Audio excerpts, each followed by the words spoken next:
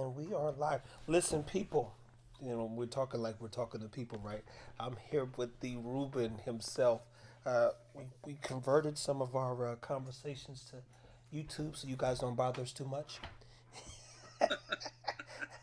And everything we're doing moving forward will be put on YouTube on both of our pages. So feel free to go to Ruben. What's your YouTube? My YouTube, it's under San Miguel, SanMiguel Bulls, like the Bulls, like the Chicago Bulls, but these aren't from Chicago; they're from Fremont. And Fit Bully Kennels backslash YouTube backslash Fit Bully Kennels or Fit Bully TV. My bad on YouTube and some of the talks and stuff that we're gonna continue to discuss. Now, mind you, Ruben and I talk almost every day, and these conversations have not stopped. To be clear, people working on some magical things for everybody, so we can better your dogs. But that being said, I still think the information needs to exist. But like I repeat, we don't. It's overwhelming. That some people don't want to do the work, unfortunately, and just really figure some stuff out. It's good to have a mentor, but it's also very good to do the work. So with that being said, man, Ruben, you got a litter on the ground. What are some things that people should be highly concerned with if it's any breed, and then talk a little bit about the Frenchie and things to look for when breeding and managing your pups. Yeah, first and foremost, I think it's utmost important to see how the well-being of the female is, especially after a C-section. You want to look at how often she's urinating. You want to make sure that she's well hydrated. A lot of times, people there'll be an actual IV catheter that was in there, so they usually leave the clinics, with they're very well hydrated. Another thing is that they live in a state of pain. They're in a constant pain. So for the most part, they tend to send you home with some pain medications. Tramadol is the one that's used most often, most commonly. So I would definitely keep an eye on the female. Of course, the puppies too. But the puppies, the within the first 12 24, some people right now it's up in the medical world, if it's up to 36 hours, and I just read that in the newest forum of the veterinary world. Colostrum, you want to get your colostrum in there. That's of utmost important. You want to make sure you've got a window of colostrum. If you don't have, if the mom's not producing, I would definitely then jump onto the next phase, which would be plasma. Plasma. And the reason for plasma, you make your own plasma. You can get your plasma from Hemopet, and you've got a window of roughly about 12 to 20 to 24, 36 hours, where it's actually going to work until the liver closes down and it's not going to be really absorbed as well. And the reason for that is immunoglobulins. There's a certain amount of antibodies that they're receiving directly straight from the mom that crosses the placenta barrier into the puppies. And if they're not receiving any of that, or if your mom has a very weak immune system to begin with, or if you have not been up to date on vaccines, people, you need to be on top of your vaccines, because basically that's what starts to, stimulate the mom's, immune system, and they start to create with what are called these memory cells and these T cells. So that will get passed on to the puppies. But if she's not up to date, or you have any doubt, or if the dog is just happen to have a weak immune system, I would then move on to my next thing, which would be plasma. Plasma, like I said, you can make it yourself. Just be very cautious of what dogs you use. If it's from the mama, that's fine. If it's not from the mama, make sure it's a dog that you trust. I'm sorry, guys. I'm actually going to aspirate right here really quick this puppy. Pull It's it got up some some. Pull the puppy up. Pull the puppy up. They can't see it. There you go. A little bit higher. A little bit higher. Because remember, look on your phone. The camera's up top. can you see the nose, how it's got milk right there? Yeah. That's fucking drowning So milk. yeah, so this dog's at what I call a greeter. So I'm going to use this little nosy boo right here and just suction it. Can you see it? I don't know if you can Yeah. see it. Yeah. I Just got mom at the same time trying to clean it. This is a very good mom, and I'm just boom, because right here, yeah, mama's just out there trying to. This little device here, whoo, 40 $45, but it will save your puppies from potential aspiration pneumonia.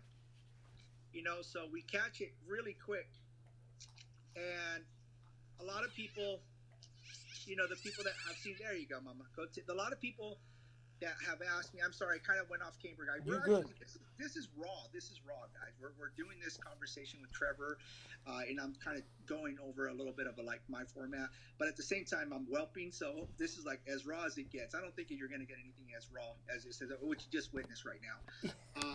So. And this is good, right? Because a lot of people can talk the talk, but can they walk the walk? Hey, So boss, and that's the part that I think that it may seem like for those who do get a chance to look at this YouTube, that we've taken a break. But like I said, Ruben and I talk dogs, talk life, talk everything. Literally, almost every other day, every day we speak at some point.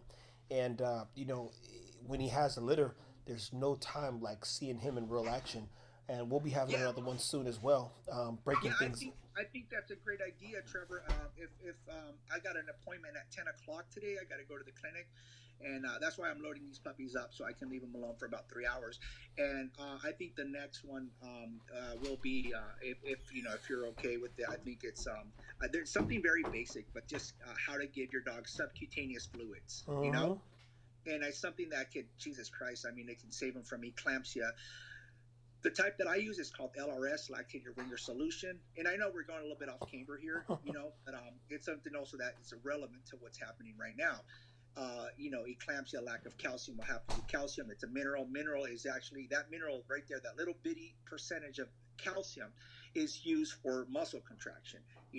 Now here's where it gets a little tricky. A lot of people will over calcify their dogs, by giving them cottage cheese, giving them supplements, giving them, and that can have the reverse effect. You can have a thyroid issue there, and now you've over calcified the dog. It's like you guys got to remember, it's like anything in abundance, overabundance it can be bad. You want to maintain something at an equilibrium, which is in the body is also termed as homeostasis. You want to keep everything stable, and the body does a great job of doing it. So obviously you're a supplement. It's not going to hurt. That's why it's called a supplement. You're supplementing. It's not that the dog is lacking it. And I think Trevor and I we talked about certain, and I'll let you make that announcement when you're ready. Yeah, When you're it's coming like a new movie. We'll get into that at another time, people. I assure you, it's coming like a new movie. Um, and with that being said, we went over about keeping an eye on the mama, how she's doing. yeah. People freak out. They Oh, think so that the okay, puppy that's has a to. good point right there. So let me not to cut you off, but I know that you had basically two puppies that didn't make it. There's just there's is there any way through husbandry, nutrition, or whatever to prevent, let's say, a fading puppy, for instance, from Oh even yeah, being born? most definitely. There's several ways, right? There's the old and tried method, and it actually I've seen it, with great response. The two number one killers. Well, it doesn't make sense, right? It's kind of like a one of those oxymorons. How can it be two number ones? But the two main killers in puppies and kittens, and this is a state board question. Anybody that's getting out there ready to take their RVT or even veterinary license, this is actually a state board question. Is what are the two main components? The two main, they don't word it that way, but it's hypothermia and hypoglycemia. Hypothermia, anything with the word hypo is a deficiency or lack of. So hypothermia, obviously, it's a cold dog, and you guys got to realize these dogs, anywhere from like the first 10 days, even to 12 days, they cannot thermoregulate. It's like reptiles. Reptiles need what's called the POTZ zone, which is a preferred optimal thermoregulating zone. What we do is we create an environment that stimulates, emulates, and keeps them at that warmth. Now, what happens when things start going hypothermic? Organs start to shut down. And it's a pretty sad way of going out, because of not having the knowledge or not knowing of. Now, you got to also be careful with the mom. Don't stick her in the incubator when she's already running high from anesthesia. She's already running high from producing an excess of oxytocin hormones to produce her own her what do you call it? Lactate glands are swollen. They're engorged. Why? Because the milk is dropping. And you go and you stick her inside an incubator or an area that's already hot with the puppies. you're cooking your dog, man. You're cooking your dog, and it's upsetting when I hear stories about the female had passed away because she's it's like try running your car really hot and it's lacking fluids, and you keep running it, that engine's gonna crack. That's what you're doing with your dog. So be mindful of your female.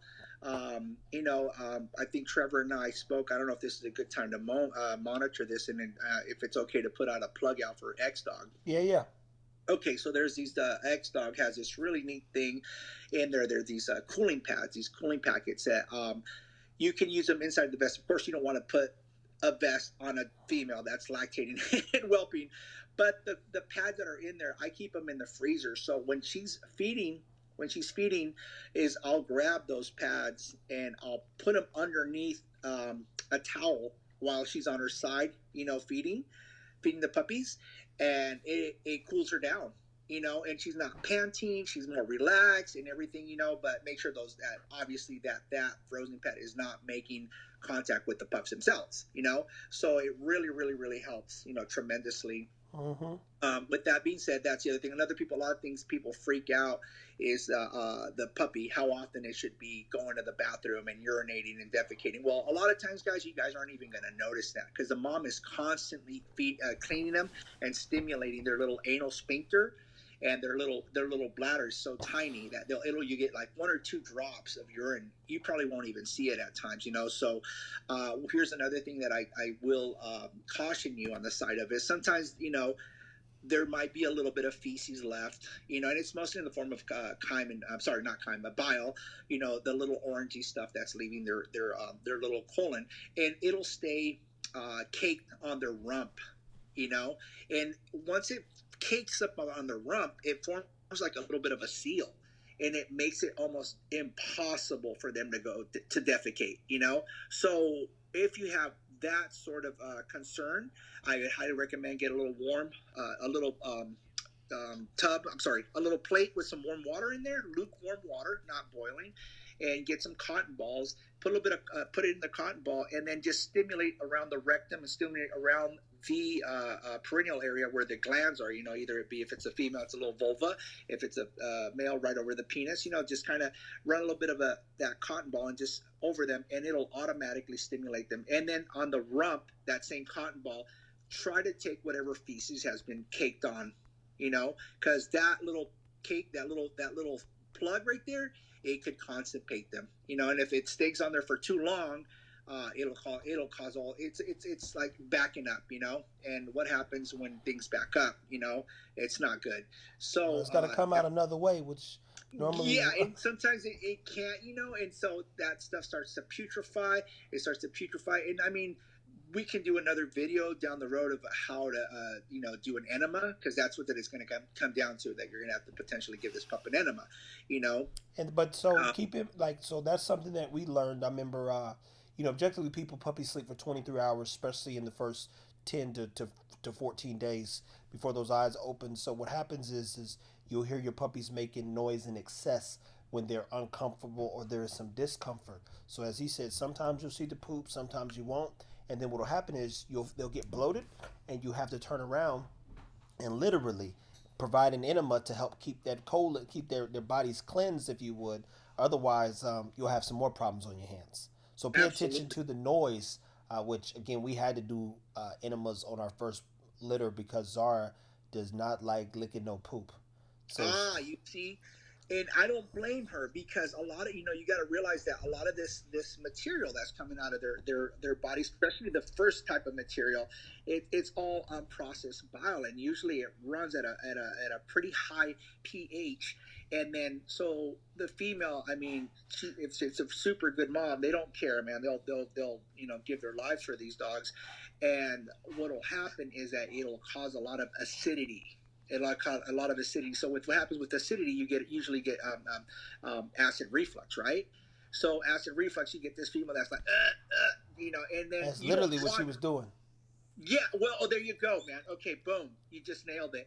But what happens when they have their own hydrochloric acid? Because that's what it is, hydrochloric acid coming right up down their esophagus, and that hydrochloric, the actual lining in the esophagus versus the lining in the stomach are of different diameters, and they're of different gauges. So obviously, the stomach is built to hold that type of acid, right? It's like it's a little acid tank, and it's, the walls on the stomach are thick enough, and the cell morphology is constantly reproducing. So if there is a little bit of scalding or burning, it'll reproduce itself very quickly. But if it runs up, they got a little sphincter around their neck. Sphincter is basically like a clamp, and if that sphincter opens up and they get that acidity, and where some of that hydrochloric acid comes up, it'll cause a burning sensation, and then eventually it'll start to ulcerate.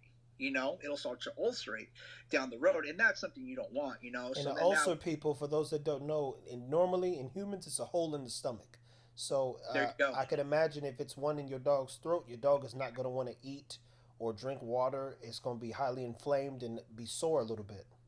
Yes, and it's funny you bring that up, because when I was working at Stanford, that was one of the projects we would have. It's called a lap nissen, and basically, since that sphincter has become so debilitated and lets those hydrochloric acids come up, they would basically put another a ring around that esophagus, and put a falsified or emulated type of sphincter, so then that way it would keep the acids from coming up. There's like a close off valve, right? It can't come back up, because exactly what it is, man. So ulcer. Anytime you hear the word ulcer, there's a little hole, and it's painful. If it's painful in humans, imagine a dog that can't talk. So that I can see why Zara wouldn't want to be, clean them up. And so if you have a dog, or if you want to have save her some disparity, definitely you can help her. As a matter of fact, I was talking to Trevor this morning. I told him one of the puppies is actually defecating on its own. I was happy,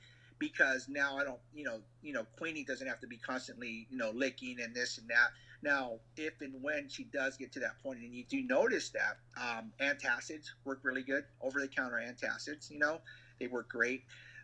With that being said, I think the first 24 hours, she's coming out of anesthesia. I don't know what kind of anesthesia. Like, I tend to use propofol, Mm-hmm. and maintenance is isoflurane, so she recovers really quickly. Propofol, they metabolize it so quickly. I mean, I hate to say it, but that's the stuff that Michael Jackson unfortunately overdosed on. You know, because it metabolizes so quickly. Isoflurane will stay in the system, but it stays at the alveolar level. I'm getting tongue tied here. Alveoli level. Alveoli are those little tiny little um, um, processes they have inside the lungs. So the more she breathes out throughout the day, the more it clears out. Now, if you're using, man, I say that loosely. I'm not saying you're using, but if your veterinarian is using something like, say, a ketamine Valium or a xylazine, or those type, they're obviously narcotics. That type of, it's a little bit old school. That type of anesthesia will actually seep into the muscle, and it'll take longer for the female to recover. And guess what? That does cross the placenta barrier, meaning your pups also come out a little bit anesthetized. So I personally don't like that. So just be weird. Talk to your veterinarian, man. Ask him, hey, how do you guys induce? What are you guys using? And maybe some days we can talk about this on some of our the programs that Trevor and I have worked up for the future. And but don't be afraid to ask, and also don't be afraid to do your own research. Yeah. And weigh out the potentials, because there are some dogs that it'll be 2-3 hours and they're still like zonked out, and you're like, whoa. I mean, like, So that this. also means that the puppies could have a challenge really latching onto the nipple and feasting on eating Absolutely. if they're drugged up. Exactly. That's exactly. You're way ahead of me, Trevor. You're. I keep forgetting how smart you are. No, I shouldn't forget. You're a smart guy, But yeah. I mean, great point. So you get, it's basically you're drunk, and I mean, I mean, shoot, I can't remember the last time I was drunk. It was about almost 25 years ago. But it's not a pretty scene. So yeah, exactly. That's what happens. So they're using their motor skills, and you notice that puppies, That's one of their strongest reflexes is that suckling mechanism, right? That's like it's almost like the moment they come out, I recorded a Queenie giving birth to one. I didn't record the whole thing because I had to put my hands in there. But as soon as I got them cleaned up and I got them, got the umbilical cord tied up and everything, it was just so amazing how this puppy was like wanting to suckle on everything. So I stuck him on Queenie right away, and I want to get that first milk, colostrum. That's detrimental. Now here's another thing. I don't have it with me. I actually have it. Can I go grab something Yeah, really yeah. quick? Go ahead, go ahead, go ahead. Because I do have something on order. I think this is something good for people to have on board. If you Yeah. are gonna, well, give me about 2 seconds. All right, people. Hopefully, you learned something from this stuff here. I told Ruben we are going to spend some time switching the content over and trying to continue to help guide you guys and give you some information, things to look into, ways to protect your dogs, your pups, your litter, things you should know, things you should ask your veterinarian, ask your breeder. Go ahead, show them, boss. Something that you wanna have on hand is let me grab my glasses really quick. Oh man, I'm way out of sorts. Well, I mean, this just goes to show how raw this video is, right? I mean, we're literally like doing it. Okay, so this right here is called Nursemate, you know, and you can get this Revival. You can order these at Revival, and basically, this right here, it's got some condensed weight colostrum. It's condensed, but on top of that, it's also got some other good stuff in there. I know it's got some thiamine, riboflavin. It's got some B12. B12 it causes a lot of invigoration. It's got some really really neat stuff. I don't remember everything. I know it's got some B12s and some B6s, and basically this is a condensed type of colostrum. So it's called Nursemate. I get it at Revival. Like if you want to have this on hand, And then here's another thing that is even I haven't tried this next one, but I've heard a lot of it, and this is a more concentrated type of colostrum. This one's called Nurture Mate, and so I don't know if you guys can see that. Yeah, yeah, So yeah.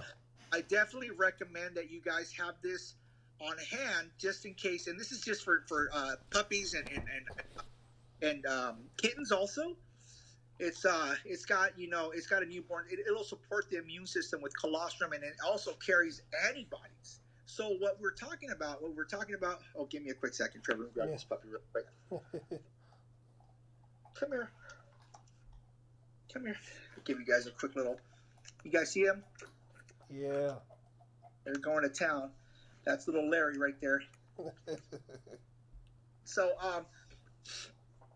with that being said, he was falling off the edge there, so I had to put him back into with Mama. With that being said, instead of mixing up your grabbing and we'll also do a video on how I collect blood. I like to hit them at the jugular.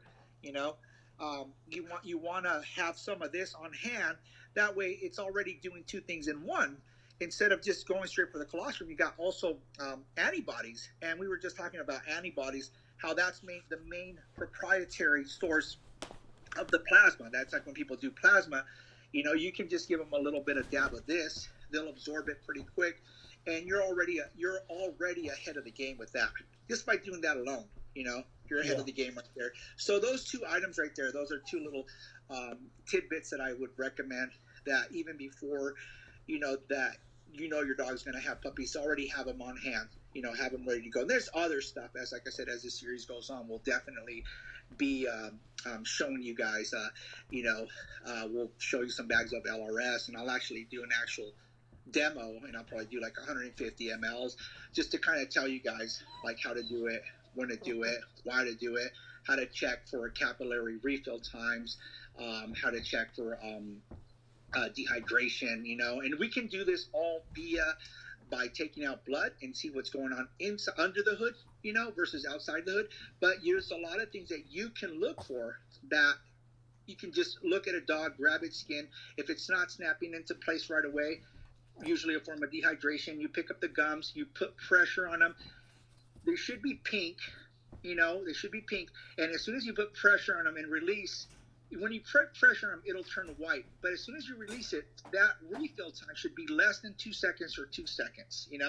And if that's not happening, that's a potential form of anemia, But like I said, to be exact, we would draw blood, but and do a little pack cell volume test, But that's just another indicator of things that you can do, and be wary of your dog, And if you notice that she's not drinking, she's not eating, you might want to slam, a good 200-300 mLs of subcutaneous fluid just for insurance. It'll prevent eclampsia, and it'll keep the dog nicely, freshly hydrated. And at the same time, you've got your electrolytes in there, the main three component electrolytes that, also in humans is sodium, potassium, chloride. Yeah.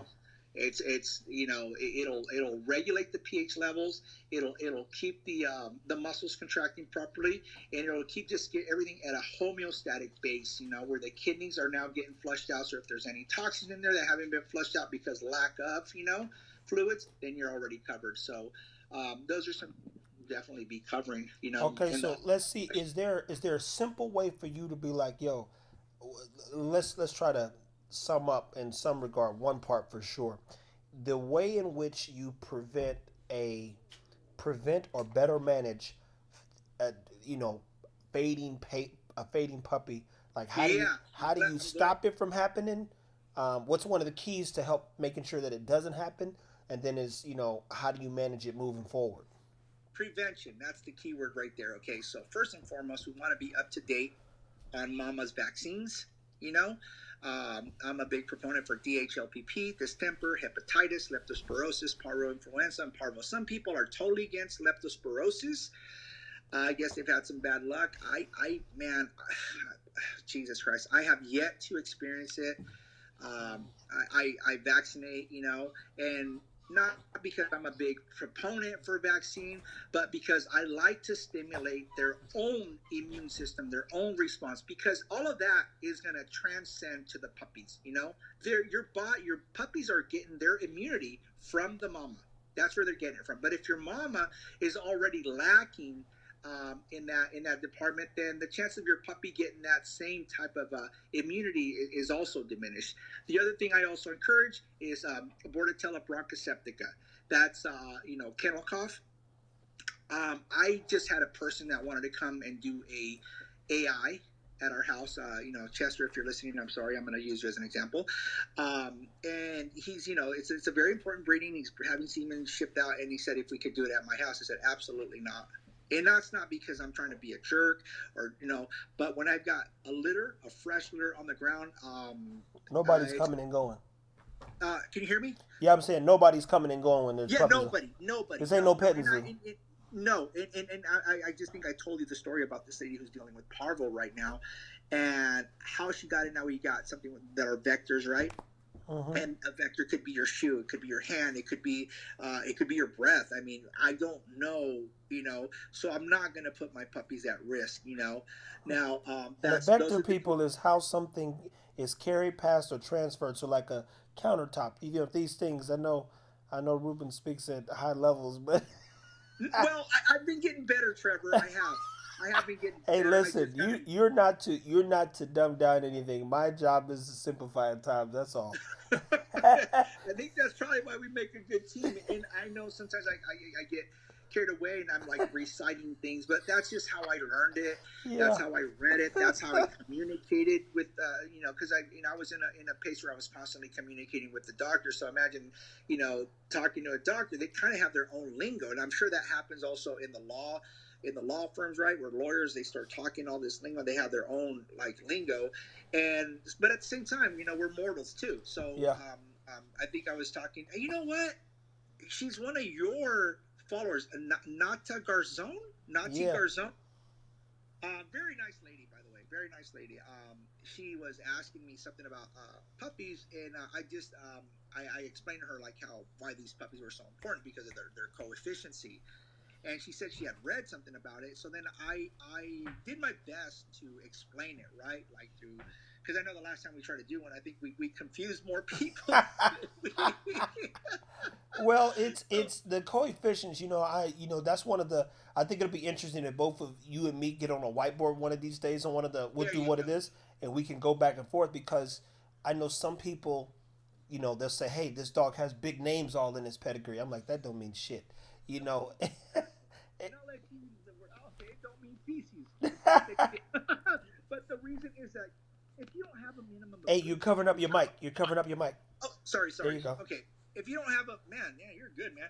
If you don't have a minimum of three generations in your pedigree, you don't have to worry about coefficiency seriously. I mean, if you got one of those Frankenstein pedigrees where like, hey, such and such is the mom and such is the, and but if the dog looks great and you have a lot of respect for that dog, or, especially a male, then you can build a coefficiency off of him, right? Yeah.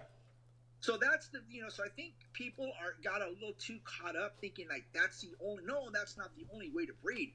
It's like for people that want to build up their line, that want to build up their dogs, there is a way where you want to keep it, but then after a certain amount of time, you don't want to breed in too tightly because then we talked about the vortex, right? The extinction vortex. That's Yeah. something you don't run into. So like lack of infertility, lack of vigor. There's things that but anyway, we're getting off to a whole different subject there. So You know, fading puppy though. Just going back to yeah. that. So you Make you sure can she's you got the can use vaccines. you can yeah back. That's the first thing right then and there. You make sure your mama's already that mama's strong, So vigorous. let me ask you this too: If is there studies that show that dogs don't deal with common colds and flus like humans do, but they kind of do depending on the dog's environment. So they some studies have shown more recently that dogs can their initial vaccines over the first, we'll say, snippet of their lives, meaning up until they get what fucking their what's it called, the rabies shot in their Uh huh. tag.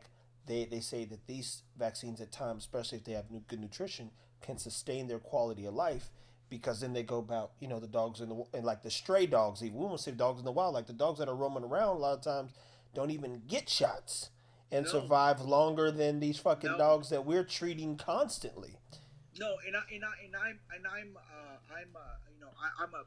I can testify to that because I've also done certain dogs that I haven't vaccinated. I don't recommend you guys doing that. Please don't. I do things for experimental reasons, and I've done that. Now, here's the thing: is like it really depends where you're living at. Like, say for example, you're out in the country, Well, the chances of getting distemper or hepatitis or even parvo, right? Because the contact amongst other dogs or the area are pretty minimal. A parainfluenza, but then in force, you could have leptospirosis. Why leptospirosis? It usually is, something that's passed on from wild animals, and it's passed on through the via urine. You know, so like if you're out in the country and you don't have a lot of contact with other dogs. I would say, you know what, you're probably going to be doing some hunting with this dog. You're probably going to be the chance of encountering a fox or a coyote or something are pretty high. I would recommend you do so. It's a case by case thing, right? Even rabies, right? I don't know what rabies is prevalent. I know there was a case here. It was a bat that had rabies here in my area. God forbid, one of my dogs, got bit by a bat. It's like that'd be kind of the chances of that are very minimal, but it can happen. So it really depends. And you're absolutely right. Some dogs, they inadvertently by them, the environment. They're a product. Everyone, we're products of our environment. So if this dog has a strong immunity, has built up those antibodies through the mom or however it got it, and it's an area where it's exposed, it will build up its own memory cells and its own T cells. Now, the reason we do it with vaccines is because we have, instead of being exposed directly to the actual virus that can kill you, we use something what's called a modified live virus. It's not saying that the dog is not going to feel weak or feel sick or get a potential anaphylactic reaction. It can happen and it does happen. Nothing is 100%, nothing. Even with human medicine, there's people that get a vaccine and have a certain reaction or it doesn't, work, the way it's supposed to. But there's a reason why they have these vaccines under certain controlled environments, and they've been testing them for X amount of years, 3 years, 5 years, until they've run so many dogs. And I mean, I hate to say it, but most of the candidates are either rats or dogs or rabbits. That's just that's just the fact. So thank you for the dogs that have been sacrificed. I mean, I shouldn't have said that, but we've got now polio vaccines. We got all sorts of high blood pressure medication. We've got medication for diabetes, and that's it's being used in that type of controlled environment. So that's okay. That's one thing that you can use. Just have your female. And I'm a big proponent of deworming 2 weeks prior to the pups being born. Okay, so your Now, good does deworm. that prevent worms from like happening at 4 and 6 weeks? Okay, that's a great question, and that's something we should do an experiment with because I see a lot of people deworming their puppies at 2 weeks of age. Yeah, no, that's no, no, no. And I'm like, whoa. I mean, I usually go at 6 weeks, and I go with the knee mix. I don't go with the knee mix two. I don't go with the 10% benzazole. That's a little bit harsh, man. Even for like adult dogs, but it works. It does work. So that's something really neat, man. That we should try that, man. I should do a fecal flotation on these puppies at 2 weeks of age and see what we get.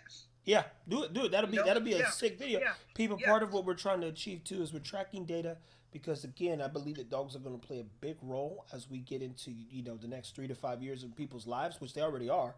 But Oh the yeah. information that we can put out there to help people better manage their dog's quality of life is key. And knowing the facts and having information will save you time for one, prevent injury, prevent illness, prevent sickness, improve quality of life, just through education. And that's kind of what him and I mean, he knows I'm reading as much as I can in a day to keep up. To, Well, it's inevitable, Trevor. You're already in. It's like when you hang around with wolves, you're going to learn to howl, right? oh yeah.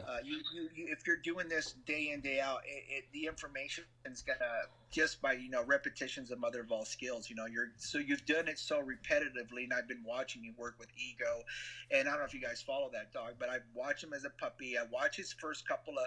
I remember when he was hanging on the pillow and he couldn't really hang on, and now I was watching him hit that pillow. I was like, Jesus Christ, this dog's out there hanging on with this little pit bull terrier who's like half his size, and Ego's a lot heavier. And I don't know what the count, but I mean, you got a lot more gravity, right, working against them versus this really light dog, and that's just physics. It's like guys that are cyclists, know that a really light guy with the right ratio of strength, and producing the same amount of wattage is going to get up a hill faster, not because they're stronger or anything, because the less weight you got, that inadverted what's the weight to strength to gravity ratio. Mm. And depends. So I was watching Ego, and he's just getting stronger and stronger and stronger, and he was hanging on, I don't know how long. It You was guys about watched the video. 14 minutes total, man. Dear Lord. And I mean, he wasn't doing that a month ago. He wasn't. I mean, because I've been tracking him. I've been watching him. I've Yeah. been watching him, and I've been seeing how more coordinated he's been getting. And it's like watching a boxer, and he starts shadow boxing. You can see, and then you start seeing, oh man, this guy's got his footwork down. Now his hips are down. Now his shoulders are down. Now look, he's tucking his chin. He's waiting for that shot. Yeah. Holy cow, So that's kind of what's been happening. He's get this puppy who's kind of uncoordinated, and he's been developing so nicely. And to see that, that's the importance of documenting, right? Yeah. Because talk is cheap, man. Talk is It cheap. is, Like, look, the cheapest thing on earth, people, are words. And only time yes, your words have value is depends on who it's coming from.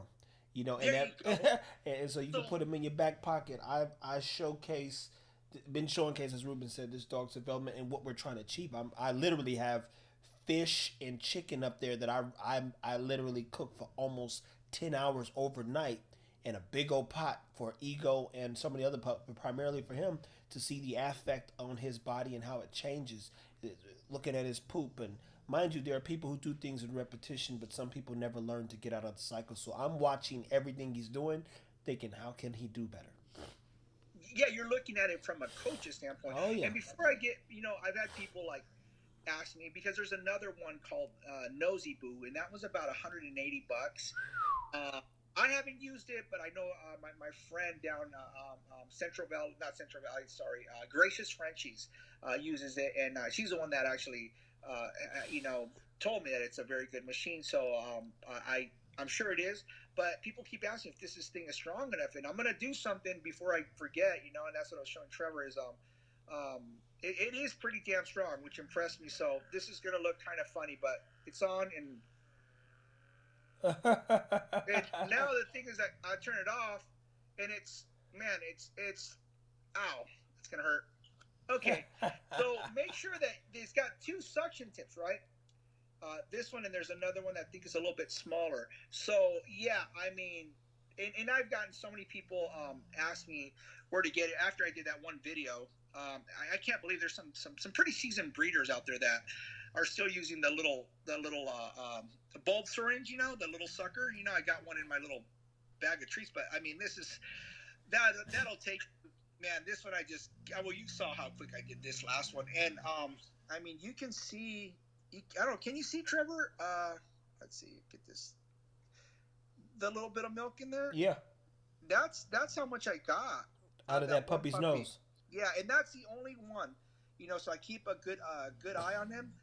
And the thing is, like, imagine that going down the uvula and the epiglottis not contracting, and it going down its windpipe and landing in the lungs. That's going to sit there. It's going to ferment. You know, it's got all the proper. It's a petri dish, not a petri dish per se. It's its own petri dish. It'll sit there. It'll putrefy, and once it's putrefied, then you get all sorts of bacterial reactions. And then that was an aspirated intensive term pneumonia. Neo meaning air, ammonia, al, ic, pertaining. So lack of. So now you've got another problem. Now you're going to have to start putting them on a humidifier. You're going to have to start putting them on potentially clavamox. Make sure you got the one with the clavonate in it. And, and you're going to have to start separating him. And then, my goodness, it gets tedious. It gets, versus you keep an eye on them, you watch them, you identify who. Not all of them are going to do. Some of them, I've had people that say that their whole litter does it. Like, whoa. Um, um, Man, I'm not saying this is the best nasal aspiration, but it's for what I paid for it and being a USB charger. I mean, as soon as I finish, I rinse it out, clean it out, and then just put it back to my computer, hook it up, and I'm just waiting for the next. I'm actually look forward to using it. To be honest, and that sounds kind of weird. So anyway, I just want to show you guys how. Before I forgot, it's a pretty darn strong little device, So we went over vaccines with the female, Yeah. and we went over, having her dewormed. And then the next thing, say like, hey, you missed that opportunity, Dog comes out there, and it's just pretty. It's like you said, one of those that are just like, oh Lord, it's kind of weak. It's not there. The next thing I would recommend is rub a little bit of Caro syrup on its gums, and that right then and there is basically you're just giving them a sugar rush, because it could be hypoglycemic, and people confuse that fading syndrome with hypoglycemia, and that's most of the time that's what it is. The dogs become hypoglycemic, so, and that, you'll see that with diabetes, people that, all of a sudden they get these crashes, because they're lacking their glucose levels, are a little bit high or a little bit low, and they'll see people that'll just start chugging down orange juice or a Coca-Cola just to get their blood sugars back up, So that's the next thing I would do. Rub a little bit of Caro syrup, and if you can, this is an old method, but it actually it works, man. It does work. Is having fresh frozen liver, and you were going to put it on a saucepan, very low, and then when it's thawing out, the liquid that the liver is releasing, the frozen liver, or if it's fresh liver, even better. But the chance of getting a fresh liver, you might have to go talk to the liver king. Maybe he can hook you up. You man, Trevor, you got me on that stuff, man. You wanna? If people don't know, please fill them in. It's not real, but that little bit of juice it's very, very, very, very high in fat soluble vitamins. You guys know that when an animal kills another animal, the first thing it goes for it's the liver, because it actually decays the quickest too. So vitamins A, D, E, and K, are fat soluble vitamins, and those vitamins are stored right there in the liver. And of course, on that, it's going to have some B12s. It's almost like a little tonic, you know and you want to give that. You can give that to the puppy. Now just be very careful. I wouldn't give it like tube feed it. I don't want to hit in the stomach right away. You kind of want to put it around its gums and let it absorb and let them take it that way. And I don't want to say like an actual amount. You don't want to get carried away and give it like an actual feeding that's just pure liver water. It's called liver water. That's what people call it. That's the next thing I would go towards. And after that, after you've gone through that process of elimination, then I would start supplementing with plasma, not placenta. A lot of people say placenta. No, placenta is what comes out of the mama when she's had the puppies. No, plasma. And plasma, if you guys want to save yourselves the heartache of making your own plasma, we're also going to make something like that. Show you guys how to make it that way. But it's got to be from either. I would recommend it from a healthy dog, not just any dog, or a dog that you trust, that's a strong, it's got a lot of vitality in it. It doesn't have to be a female. It can be a male. It could be good old lemonade here, and we'll put on a centrifuge. We'll extract the blood, and I'll have somebody holding the camera this time. And then show you guys how to make plasma. The beauty about plasma that you can hold it, in a fridge for up to 5 years. But if you guys want to save yourself some headache, you can just order it through Hemopet, and that company will send you out some plasma. But the thing is, be prepared. Don't be ordering the stuff when the puppy's already fading. Have it already on hand. Preparation. A prepared man is worth two men. And let me Um, ask you this too, just so I can make sure some people don't. So, from a preventative standpoint, let's say, should you, or should people, or should anyone for that matter, thinking they're preventing a problem from taking place, should they naturally already do some of these things either way? So, for instance, if you gave a dog plasma that's completely fine, is that going to harm the dog? If you give the dog the liver, is that going to harm the dog at all? no, Trevor, it's not. But it's like I'm gonna make the analogy. I don't know if people will connect, but this is an analogy that comes to my mind. It's like when you get a picture that comes straight out of the camera, really nice. This picture is just like, wow. It's very minimal editing I have to do. Maybe I have to balance out the colors or something like that. And you notice that when you start throwing, oh man, you start bringing down the highlights or adding too much shadow or adding too much contrast. You think that you're doing good, but then the picture starts looking like, God damn, the picture was already good to begin with. Does that Yeah. make sense? Oh, Uh, absolutely. so if you've got like a litter and it's eating vigorously, it's doing everything it's supposed to be doing, I would just leave it alone. There you go, Um, people. It's like eating I too much food, basically. If you stuff yourself, Yeah, gluttony's one of the seven sins. Do not overdo it with your dogs. yeah, If they're doing well, let them do well. yes, man. Like it let because you can inadvertently um, cause some problems that weren't there to begin with, if that makes sense. And Oh, I for don't sure. want to use this person as an example because this was a case where the dog he felt needed more milk. Why he felt that, I don't know. Let me move this little puppy. Hey, no, that's the mama's booty hole. You want to come over here? Um, so he went about and started. Other thing I see a lot is when they people are so fixated on this whole every eating every 2 hours. I was like, holy cow! People. That's another good thing that he's bringing up, and Woo, I'm gonna definitely let him explain. But I've told somebody before. Said for one, you want to get him into a routine. For two, if the dogs are sleeping, do not wake them up. For no, three, let the dog tell you. Just like when your dogs get older, when they're hungry, and they gotta grow. If you keep feeding them in the process, the stuff needs to distribute. The stomach needs to do its job. I mean, there's so many things that go into it. I don't even if them jokers. We had a litter of Frenchies, and at some point they got to a point where they were eating every 5 hours, and 5 hours, and we're talking in the first 7 days. I didn't push it. If they're hungry, they're gonna eat. You can see. I don't know. Can you see it, Trevor? Bring it up. So remember, there we go. Your camera, the camera on the phone is at the top of the phone. So Uh, just there you go. Yeah, I can see can you it. see the? Yeah, that I mean that could have potentially be going down its lungs, man. Yeah, it's So too much. that's what we don't want.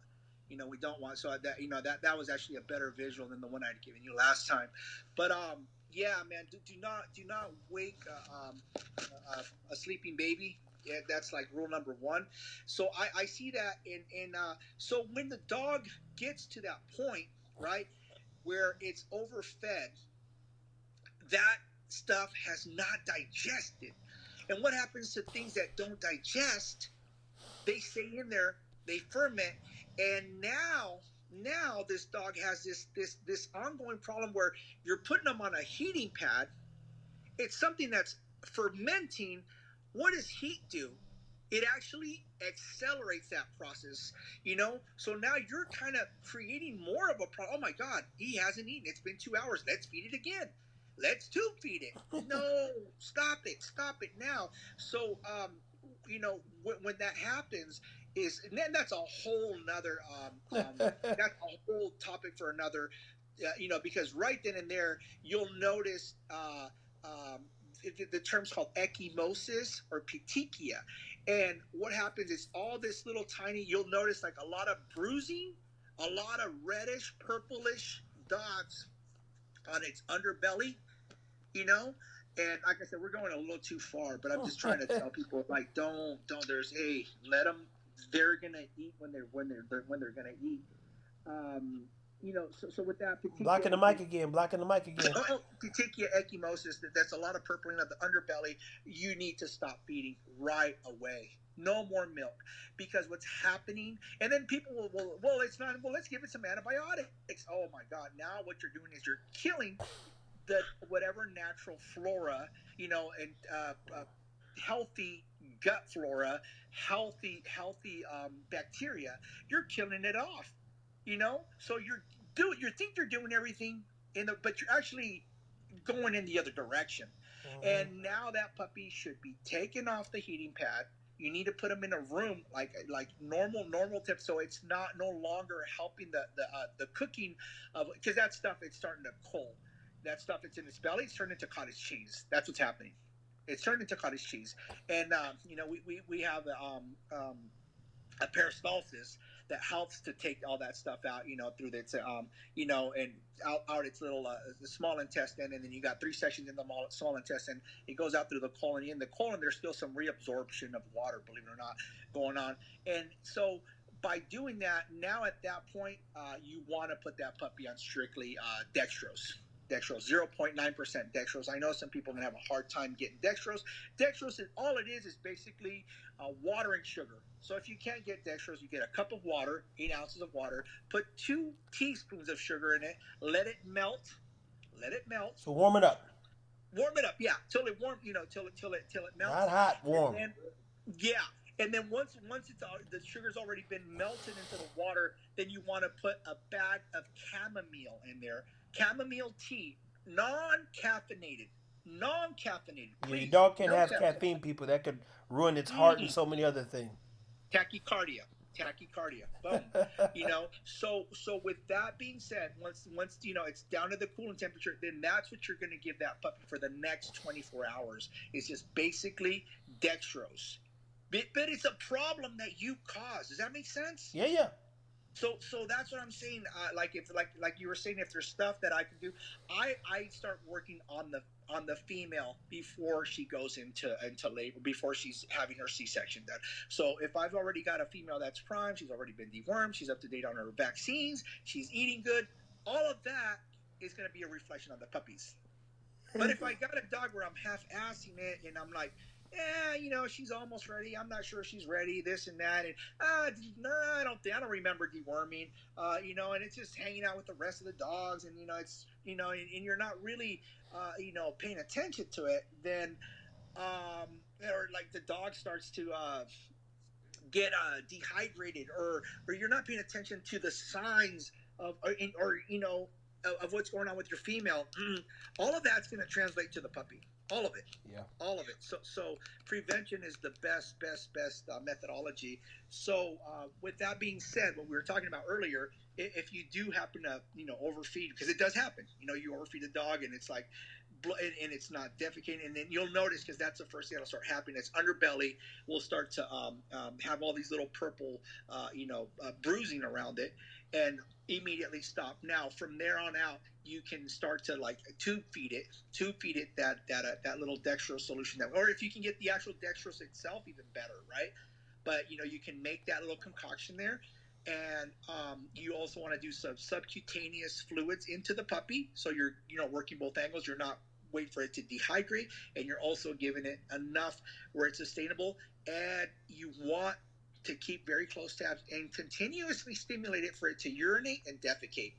And after that, if it does make it, then you're gonna let the puppy be a puppy and let the Yeah. mom be a mom, and don't don't overfeed, man. And that's what everyone's worried at these. It's got to be every 2 hours, every 2 hours. Holy! When I first started hearing about that, I was like, "Whoa, am I missing something here? Like, am I?" And I did some pretty thorough investigating, because I was like, "Man, maybe I'm the one that's screwing up, and I'm not feeding up." But I was like, "No, no, no, no, no, no, no, no. This does not add up. The common sense did not add up." And then when I started seeing cases, and we're trying to reverse engineer it, I said, "Oh my God, what in the world?" I said, "Are you now?" A lot of times puppies are born. You take its weight in the next 24, 48 hours. That puppy's going to lose weight, guys. It's going to lose weight Yeah. after the third day, after that, 24, after the 72-hour. That's when you start to see the gains. That's when, and they come on quick. They Yeah. come on quick. It's like about 10% every. No, no, is it 0.5 or 10? I don't recall. Don't quote me on that. But and if you want to keep a little notebook and keep the and start monitoring, that's great information. But after a while, like I mean, that's why I now, with the video stuff, I document these dogs every day, every day, every day. Now I can go back 1 week and say, "Holy cow, this dog's grown like little Larry." He's my he's my go-to. And I say, "Little Larry, you're looking more like Big Larry now, man." Yeah. So yeah, that's So we went over the female, we went over the liver water, and then definitely get yourself some of that nurture mate. You can get that at Revival. Have it on hand if you're very concerned about it. Just put a little droplet on the puppy's tongue. Let them absorb it, and there's a little bit. It's not gonna hurt them. But like I said, if the mom's giving you the colostrum and she's dropping the milk and everything's going hunky dory, do not touch it, man. Do not touch it. Let it, you know, let it roll, man. Let it roll, and you know, pay more attention to mama. Make sure mama's out eating good, because mama's the one that's basically, she's the messenger. No, Yeah. actually, you're the messenger. Mama's the direct influencer. Yeah. She's giving it straight to the puppies. I God, I hope I didn't go too much on a tangent. We kind of went over some Wait, this is topics. good. This is the thing, Ruben. It's good to. Part of my job, people, is to dial him in. uh, It's true. but I It's like true. I like all the information. So even while people, just so we're clear, the ones that are watching, even while Ruben's saying certain things here, I looked up riboflavin when he said it, because I was like, damn, I can't remember what that is, but it's a B6, I believe. Yeah, B6, It's B12. it's a B6, and one of the things that they do here in Texas, which I'm sure Dallas, which I'm sure they do in Cali too, they got these Ivy bars, right? And one of the things that helps with hangovers and various things are the Ah, B's. So they go in and they get the IVs checked in, and they get the B vitamins to get the energy boost and all that stuff. So you like vitamins and stuff work. But that being said, uh, there's an opportunity for you to take notes even when he goes left or right per se, and I like that because you can't frame, if you would, great information. So part of the way you frame it is based on it being put out there, and then you building your understanding on it, if that makes sense. And the more and yeah, more we practice and get into these talks, the better we'll both get at like getting like going down that road of, hey, this is what we're doing today, this is what we're going to talk about tomorrow, and then people, most importantly, we're going to drop clips here and there of things that he's saying. Like, subscribe, share with people that you feel need to know the information. Reach out, comment, get people commenting, and tag us in things that you were like, oh, I did this because you said it, because those how to's are coming as well. They're coming like a new movie. Yeah, and that's the other thing that we've been. I think the last I haven't had a litter in over a year, and so it's most of the questions and everything that's been going down in like my personal. It's all been reproduction, collection, this and that. So what like I could sit here and talk all about whelping all we can, right? But now that I have a litter, like little things. Oh shoot, this is something that can happen, does happen, and that we haven't talked about. So it's a great opportunity for myself also. That even though I haven't whelped in over a year, February was the last litter I had. Everything just really came back. It really wasn't anything that it's so hardwired, so ingrained in there. It's so subliminal that it was like, and I shouldn't say this, but like, of course I'm concerned about my dogs and everything, but it doesn't. I think the first thing you guys got to realize in any situation, that's why some technicians are great at in the emergency settings, and some of them are like, no, this person just needs to be working in just an average clinic, just like mom and pops, vaccines, kittens, puppies, this and that. I've worked the emergency. I've worked I've worked the reproduction, orthopedic surgery, uh, also with research and development and all of that. So I'm not saying that I'm desensitized and it's like I just take my litters casual. No, I don't take that. But I think what it is that once you get into a routine and you're so prepared that things just go really smooth, man. Things just go really smooth. The times that I had issues that really pushed me is when I was whelping for the general public. I don't have any control of what those people do with their females. And I was just getting, man, I was getting some cases that like, whoa, I mean, inverted nipples, mastitis, uh, um, anemia. And I was like, whoa, dude. And I was kind of excited because I was getting utilized, you know, to my utmost. But at the same time, I was like, whoa, this could have been prevented big time. Like, Yeah. and then I would ask her, so when did she get dewormed? Oh, I don't remember. Does she have her vaccines? Oh, and that's what kind of started. I was getting discouraged of like, what the hell am I doing? I'm bringing dogs into my yard, and then I'm potentially exposing because I'd have puppies of my own and stuff like that, and that's kind of what I said. Wow, I need to really either really start training my clients or just do this just for myself and not have to worry about because at one point I will talk about it someday. I did bring in some pups and they did have something and it was a big I mean, I had to send this stuff out to a laboratory to find out. I misdiagnosed it, thinking it was one thing.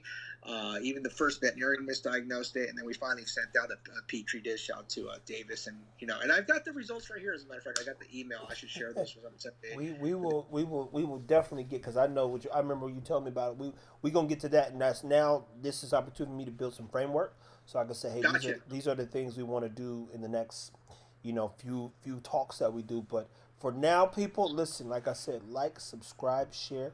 I will have Ruben's YouTube page linked in this right here. This is also going up on his YouTube page.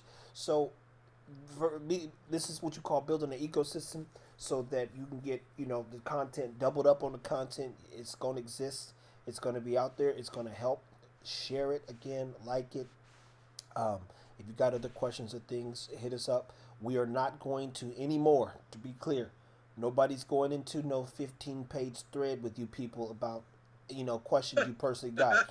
If you have that many questions, go and talk to your vet. Our job is to make sure that you have the information and can go do research. We can reply to some things, but I'm telling you right now, that 15-page thread where we're like going. It's like, not, no, you're not calling either. It's not gonna happen. Not me for damn sure. Just so we're clear. No, So no, and yeah, you bring up a great point, and with that being said, I'm sorry, like I didn't. I mean, I'm waking up every about 4 hours. I think the last feeding was about 4 o'clock this morning, and I had to take my daughter to school at 7, and so I had like a little bit of 3 hours. So I this was like spur of the moment. He's like, "You want to?" Okay, yeah, sure. But I think this is also important. That it's not all sunshine and rainbows. I mean, this what we did was just raw, and it was just coincidentally I had to aspirate one of the puppies, and so so none of this. Oh, this is what you should do. No, no, not here. Look, this is what we're doing, man. This is what's really happening, man. So it's not all sunshine and rainbows. I mean, I mean, raw content like this. I don't know if there's any. I don't know if there's anyone out there, but I mean, there's nothing to hide here. There's no secrets. There's no, nothing. no, and that's what I appreciate about Ruben. And you guys have seen my page. I put up Hell on Earth, which is the dogs pooping every 5 seconds when we have litters. I don't know why people try to pretend like it's all fucking like. Look at Like these if never, puppies. This shit is if hell. you This is hell if on Earth you've right never here. and if you've never experienced that, you just haven't been breeding long enough. Yeah, there It's you coming. go. It's So coming. it's It's it's coming, coming man. like a It's new just movie, people. So Ruben, as always, I thank you for your time, people. We normally talk regularly. He said he's about to do something. I said, yo, let's just, you got 30 minutes. Let's go live. This is an yeah, hour video, so you've got an hour of information that hopefully helps. Again, how you should be watching this, just to help you frame this in your mind, because it can be overwhelming when a lot of stuff's coming at you. Is look for the things you think you need, go to Google or pick up some books and read into stuff that you like. Oh, that makes sense now. Oh, I potentially had that issue. That's how you frame talks like this. What is it that you need? Then go dissect it and then take the information and find a way to apply it. If you have questions, hit us up. We will do video responses, meaning when we get enough of the consistent questions, or sometimes I get one question, I shoot a video to educate, teach, and help in whatever way I see fit. And Ruben will continue to do the same. That yeah. being I learned that from you, man, because I was answering the same question over and over until I said, "Oh man!" And so yeah, and I think I was excited the day I actually got to use it. I said, "Hey, I actually got a video that's already answered like 10 questions, and I can just share the video." I say, "Watch this video, minute 6. That the information is right there." And it's really like, man, talk about time because saver. I don't want to I don't want to be that guy that like doesn't want to engage. I love people, man. I love people. I love dogs. And I especially love the feel good stories. That, hey man, you told me to do this and it worked out. And I say, oh man, that's it's a really good sensation. And we're also in a time where when I was doing, there was no internet. There was no, I mean, it was like phone calls and, oh my God, and it wasn't like, I had access to, or everyone had access to me. So we're living in a time where information is like, I mean, we can get information done. We can get information yesterday, man. We can get it, whatever we want tomorrow, we can get it yesterday. It's amazing. And I'm like, I'm on this high of like, my gosh, I wish this was happening when I was, doing the pit bull or when I was doing this. And now it's like, but the other thing, it can work against you because too much information, you can suffer from analysis of paralysis, right? So make sure your sources are credible. It's not just some people talking out the rear end. The people that are actually, because that's another thing. I don't, unless I've actually, if I read about the stuff, I'll talk about it. But myself personally, I like to talk about my experience. Hey, this is what I did. You can watch me do it, and it worked out, et cetera, et cetera, et cetera, et cetera. Like like the eclampsia cases. I got Jose from Rios Frenchies that we saved his dog, and that was such a man. I wish we would have. You see things like that because I can talk about it. But if it's, I mean, it's nowadays. I'm kind of feeling like, well, if it's not on video, it doesn't count. Hey, but that's the beauty about this right here is we got the proof, and again, here's an opportunity for them to take what we're doing and what we're trying to achieve. And the beauty about it is, people, keep in mind this too. Our process is a lot slower than everybody else's because we don't live and die and by by breeding. So we breed no, correctly and we breed with the right intent and effort. And I'm not saying that because you're doing it for to make a living is with the wrong intent. All I'm saying is that I'm more interested in creating great outcomes than trying to get these two dogs to lock up because I need to pay my bills. That's all I'm saying. Exactly, That's exactly. all, that's all I'm saying. I'd rather I think like showcase my dogs, which we do, watch them grow and develop, make some good choices. People have literally asked me, "So who you gonna take that dog to?" I said, "Motherfucker, I don't know. I gotta let wait them till the grow bitch up grows first, man. up. She might Let not them be, grow up. might not be worth breeding. She might just be like, yo, make sure she has a good life."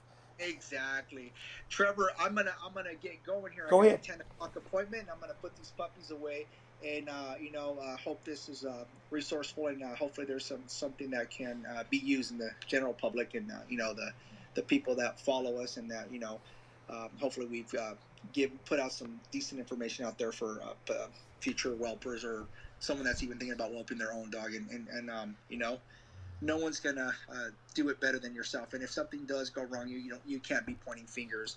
Oh, so you can one finger. You point one finger, you got four looking at you. So that way, hey, you did the whelping, and that there's some great whelpers out there. I'm not talking crap about whelpers, but just the more. Or if you don't have the time to do it, I get it. Hire a whelper, But I definitely I encourage you to at least do one whelping, one in your lifetime, Hmm. There you and get go. it done. All right, boss I'm man, gonna, be safe. you guys take care. All Over right, and out. peace. Adios.